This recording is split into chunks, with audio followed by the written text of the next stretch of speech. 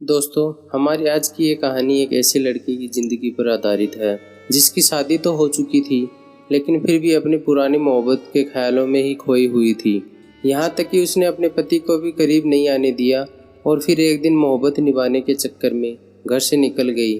कहानी में देखना यह है कि इस लड़की की ज़िंदगी इसको कहाँ तक लेकर जाएगी, आखिर इसका अंजाम क्या होगा। दोस्तों, आप सभी से रिक्वेस्ट है कि कहानी को पूरा सुनिएगा, बहुत ही ज़बरदस्त कहानी है। शादी के फेरे होते ही मेरी विदाई हो गई और बहुत दूर का सफ़र तय करके हम एक गांव में आ गए। ससुराल पहुंचते ही एक कमरे में बिठा दिया गया। मैं एक पढ़ी लिखी लड़की थी और मेरे मम्मी पापा ने मेरी शादी मेरी मर्जी के खिलाफ एक किसान से की थी। मैं अपने भाग्य पर रो रही थी, इसके अलावा और कुछ भी न कर सकती थी। बस बैठी रो रही थी। कुछ देर बाद मेरे पति अंदर आए तो मैंने हल्की सी एक झलक उनकी तरफ देखा तो वो एकदम मुझे गंवार सा लगा। रंग उसका थोड़ा सांवला था। वो मेरे सामने आकर बैठ गया और मुस्कुराने लगा और मुझे देखने लगा। मुझे उसका यूँ देखना भी बहुत बुरा लग रहा था। वो मुझे एक आंख ना भा रहा था और वो मुझे कहने लगा, मैं बहुत किस्मत वाला हूँ जो मुझे तुम जैसी खूबसूरत और पढ़ी लिखी पत्नी मिली। मैंने उसकी बात का तुरंत जवाब दिया और कहा, मैं बहुत बदकिस्मत हूँ जो मुझे तुम जैसा पति मिला है। मेरी यह बात सुनकर उसके चेहरे का रंग सा उड़ गया। उसे शायद मुझसे ऐसी किसी बात की उम्मीद भी नहीं थी, क्योंकि मेरा दिमाग बहुत ख़राब था। मेरे माता पिता ने लाख मना करने पर भी मेरी शादी गांव में की थी। मेरे मना करने पर मम्मी पापा ने कहा था, लड़का बहुत अच्छा है, अपनी ज़मीन पर खेती करता है, अच्छे ख़ानदान से है, अच्छा कमाता है, तुम बहुत खुश रहोगी इसके साथ। लेकिन क्या खुशी बस अच्छी कमाई, अच्छे ख़ानदान तक ही सीमित है? मेरी खुशी कोई मायने नहीं रखती। मेरे अंदर नकारात्मक विचारों का सैलाब भरा पड़ा था। मेरा व्यवहार, मेरे शब्द मेरे बस में नहीं थे। जी चाह रहा था कि अपने पति विक्रम पर अपने अंदर की सारी भड़ास निकाल दूं। वो बोला, क्या हुआ तुम्हें मनीषा, तुम ठीक तो हो? और यह क्या बोल रही हो? मैंने कहा कि मैं सही बोल रही हूँ, तुम्हारी औकात नहीं मेरे मुंह लगने की। क्या तुम मेरे लायक हो?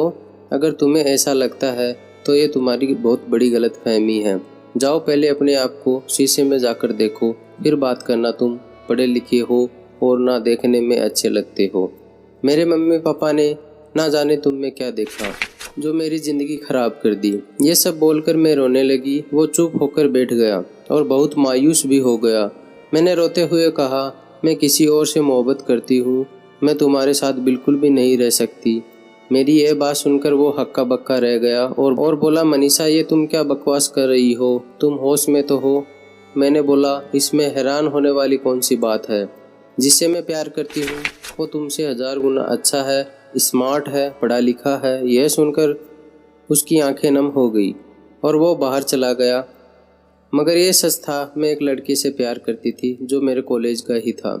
कुछ दिन हम मिले और फ़ोन नंबर एक्सचेंज किए और फिर हम दोनों में एक दूसरे से बहुत ज़्यादा मोहब्बत हो गई।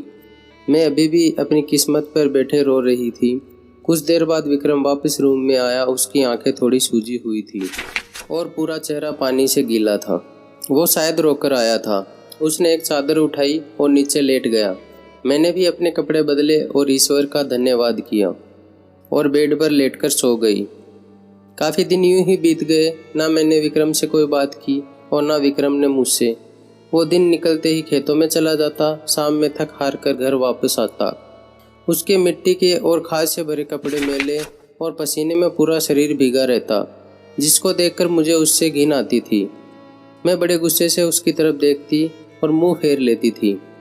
मुझे देखकर वह कमरे में चला जाता था और नहा धोकर वापस आता। मेरी मजबूरी ये थी कि मुझे सबके साथ बैठकर खाना खाना पड़ता था। मेरे ससुराल में सब एक साथ बैठकर खाना खाते थे, जो मुझे बिल्कुल भी नहीं होता था। कुछ दिनों में आधी रोटी खाती और उठ जाती।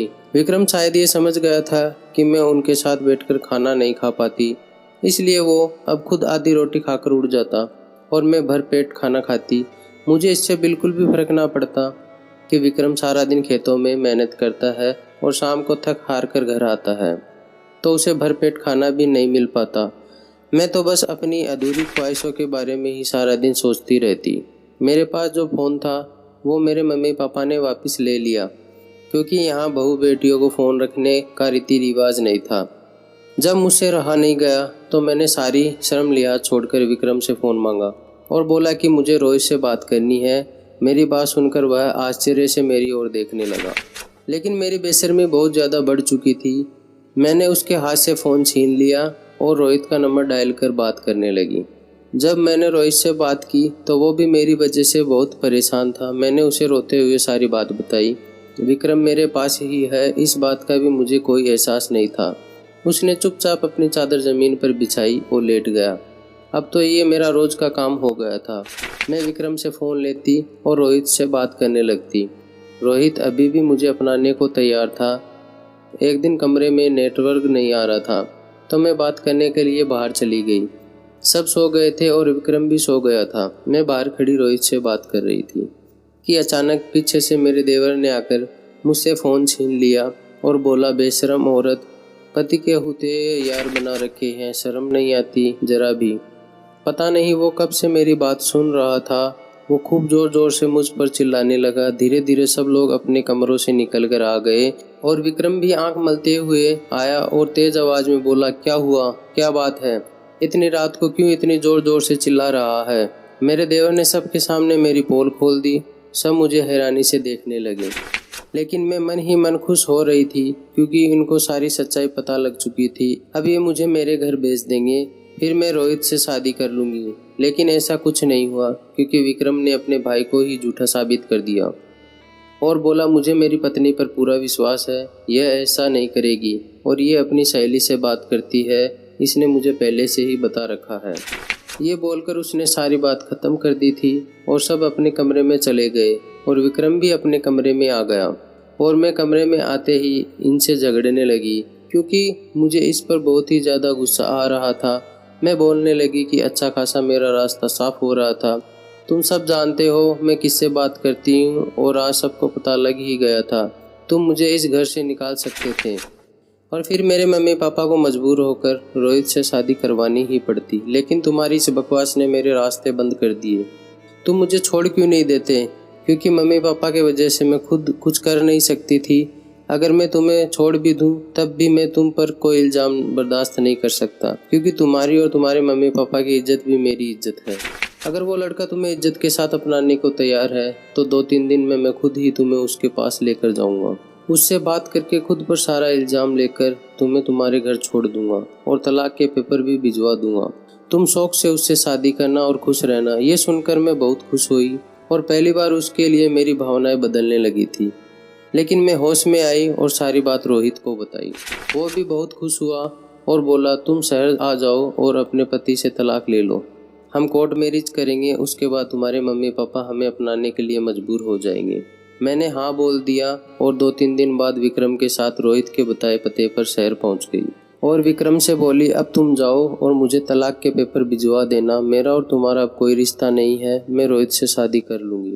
वो बोला, 1-2 दिन में मैं इसी एड्रेस पर तलाक के पेपर भिजवा दूंगा और वो वहाँ से चला गया। मैंने रोहित के घर का दरवाज़ा खटखटाया तो दरवाज़ा रोहित ने ही खोला। मुझे देखकर वो खुश हो गया। मैं घर के अंदर आ गई। घर में उसके अलावा और कोई नहीं था, जबकि उसने फ़ोन पर बोला था कि मैंने घर में सबको बता दिया है। मैंने खाली घर देखकर उससे पूछा कि तुम्हारे घर वाले कहाँ हैं। उसने बोला, आओ कमरे के अंदर आओ, बैठकर बात करते हैं। हमने बहुत सारी बातें की और उसने मेरे साथ अपनी फ़ोटो भी ली और वो किसी को सेंड करने लगा। जब मैंने उससे पूछा कि किसको भेज रहे हो तो बोला, तुम्हारे देवर को। ये बोलकर नहाने चला गया। कुछ देर बाद उसके फ़ोन पर उसी नंबर से वापस मैसेज आया। मैंने मैसेज देखा तो उसमें लिखा था कि लड़की तो लाजवाब है, पर मैं इसकी कीमत सिर्फ 2 लाख रुपए ही दूंगा। जब मैंने ये पढ़ा तो मेरे पैरों तले से ज़मीन निकल गई। इससे पहले कुछ अनर्थ होता मैं वहाँ से भाग गई और रोते हुए अपने ससुराल पहुँच गई। मुझे देखकर विक्रम चौंक गया और बोला कि अब यहाँ क्यों आई हो? बोल तो दिया, तुम्हें तलाक के पेपर भिजवा दूंगा। मैंने उसको ना चाहते हुए भी सारी बात बताई। उसने सारी बात सुनी और कुछ नहीं बोला। मैं उसके सामने अपने आप को बहुत छोटा महसूस कर रही थी। थोड़ी देर के बाद रात हो गई। वो हमेशा की तरह अपनी चादर नीचे बिछाकर सो गया, लेकिन आज मुझे नींद नहीं आई। मैं सारी रात रोती रही और विक्रम के साथ किया गया गंदा व्यवहार मुझे बहुत एहसास दिला रहा था। और कुछ देर बाद रोहित का फ़ोन आया। मैंने कॉल नहीं उठाया और उसका नंबर ब्लॉक कर दिया। कुछ देर बाद सुबह हो गई तो मैंने देखा कि विक्रम अपने बिस्तर में नहीं है, क्योंकि रात में मैंने सोच लिया था कि सुबह उठते ही विक्रम से माफ़ी मांग लूँगी और उसे अपना लूँगी, क्योंकि उससे ज़्यादा मोहब्बत और खुश मुझे और कोई नहीं रख सकता। ये बात मुझे समझ में आ गई थी, क्योंकि व्यक्ति की असली खूबसूरती उसके व्यवहार से ही होती है, और मेरे विक्रम का व्यवहार बहुत ही अच्छा था। खैर शाम हुई और विक्रम घर आए। मैंने विक्रम से माफ़ी मांगी, मैं बहुत रोई, लेकिन विक्रम ने मुझे कुछ नहीं बोला और कुछ पेपर दिया और कहा कि इन्हें पढ़कर इन पर साइन कर देना। मैंने उनसे कहा कि मुझे माफ़ कर दो, मुझे तलाक नहीं चाहिए, मुझे अब हमेशा तुम्हारे साथ रहना है। लेकिन उन्होंने कुछ नहीं बोला और वो चले गए। मैं रोती रही। सोचा रात में फिर से माफ़ी मांगूंगी, और वो कुछ देर बाद रूम में आए और अपनी चादर उठाकर नीचे सोने लगे। मैंने उन्हें रोका और बोली, आपकी जगह वो नहीं है, आपकी जगह ऊपर बेड पर है। और मैं विक्रम के पैरों में गिरकर रोने लगी और बोली, मुझे तलाक नहीं चाहिए, मैं तुम्हें नहीं छोड़ना चाहती। मैंने बहुत बड़ी गलती की, मुझे डांट लो, गुस्सा कर लो, लेकिन मुझे माफ़ कर दो। उसने मुझे उठाया और बोला कि वो पेपर अगर तुम पढ़ लेती तो ऐसे नहीं रोती। उसने बेड पर रखे पेपर उठाए और देखा तो वो ज़मीन के पेपर थे, जिन पर कुछ ज़मीन विक्रम मेरे नाम कर रहा था और कुछ ज़मीन अपनी माँ के नाम। ये देखकर मुझे यकीन ना हुआ और मैं सन्न रह गई। कोई व्यक्ति इतना अच्छा कैसे हो सकता है? लेकिन मुझे देखकर शौक भी लगा।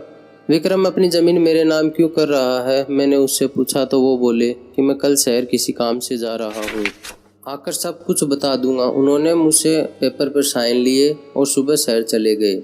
मैंने 2-3 दिन बड़ी बेसब्री से विक्रम का इंतज़ार किया, लेकिन वो वापस नहीं आए। और चौथे दिन उसका एक दोस्त उसके मृतक शरीर को घर लेकर आया। ये देखकर घर में कोहराम मच गया। मैं तो ये देखकर बेहोश हो गई, क्योंकि मुझे ये सदमा बर्दाश्त ना हुआ। कुछ देर बाद मुझे होश आया तो मैं खूब ज़ोर ज़ोर से रोने लगी। उसके दोस्त ने बताया कि 2 महीने ही पता लगा कि उसे कैंसर है। पिछले कुछ दिनों से न जाने क्या उसे अंदर ही अंदर खाया जा रहा था, जिससे वो इतनी बड़ी बीमारी का शिकार हो गया और हमेशा के लिए हमें छोड़कर चला गया। ये सुनकर मुझे और भी बड़ा झटका लगा, क्योंकि ये सब शायद मेरी वजह से ही हुआ था। 2-3 दिन बाद मुझे थोड़ा होश आया तो मेरी सास ने मुझे एक लेटर दिया और कहा कि ये विक्रम के दोस्त ने दिया है, उसे विक्रम ने दिया था और तुम्हें देने को बोला था। मैंने उनसे बोला कि मम्मी, विक्रम तो अनपढ़ था, फिर लेटर कैसे लिखा? मेरी सास ने मुझे बताया, तुम्हें कभी उसने नहीं बताया? मैं चुप रह गई, क्योंकि मैंने कभी विक्रम से उसके बारे में जानने की कोशिश नहीं की थी। मैं भागकर कमरे में गई और उस लेटर को पढ़ने लगी। मनीषा, जब मैंने शादी के दिन तुम्हें देखा था, तुम दुल्हन बनी बहुत सुंदर लग रही थी। उस वक्त ही मुझे तुमसे प्यार हो गया था।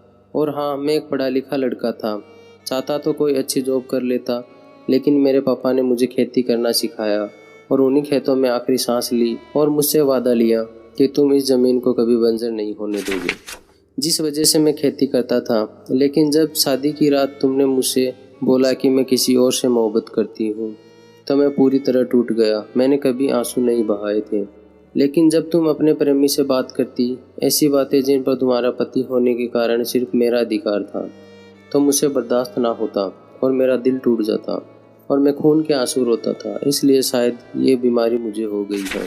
और जब मुझे पता लगा तो मैंने अपने हिस्से की कुछ ज़मीन तुम्हारे नाम कर दी, ताकि मेरे बाद तुम्हें कोई कठिनाई ना हो। हाँ, तुम आज़ाद हो और तुम जिससे चाहो शादी कर सकती हो। ये पढ़कर मैं बहुत ज़्यादा रोई।